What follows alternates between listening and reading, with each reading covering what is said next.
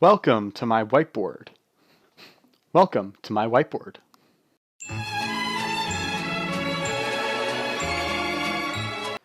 You probably saw those videos where an AI learns to walk or to play hide and seek or to do something like that, and you thought, whoa, AI is sick. I want to do that. Well, this is your all-access pass to starting to make your own AI from scratch. I'm going to kind of give you a conceptual understanding of how to do this stuff and then give some code examples, and hopefully you will have the knowledge to continue and make awesome things. So we're going to do a very easy but yet effective form of AI called a genetic algorithm.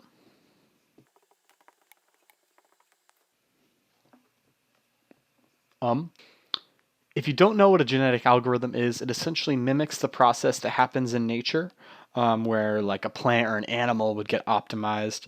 Like, a bird has like a little beak, and then this beak is really good at breaking open like nuts.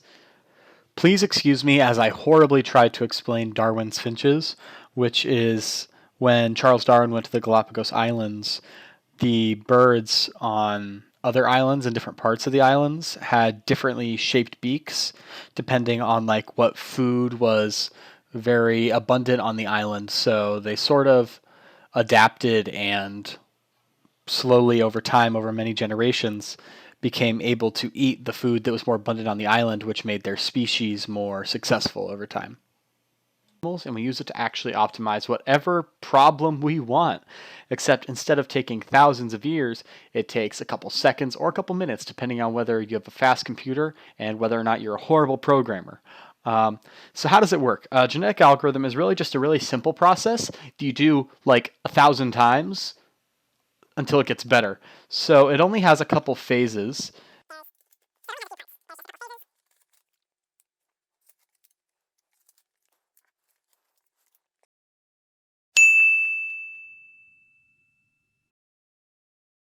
And during the phases, these agents that all start with randomly generated strategies are created, and then their strategies are scored based on how well they solve the problem.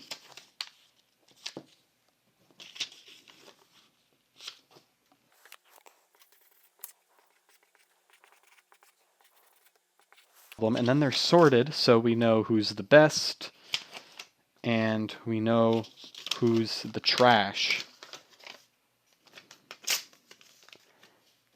Hi, it's me while editing again, and the part where the least effective agents are deleted happens in the culling phase, but I already ripped one of the sticky notes in half for dramatic effect, so I couldn't really re-record that part. Now, just like real survival of the fittest scenarios, the surviving agents are bred to make the new agents, and their strategies are combined, sort of, to make the next generation of agents. So I write 1 and 2 here to represent that. And then we just do the same process over and over again.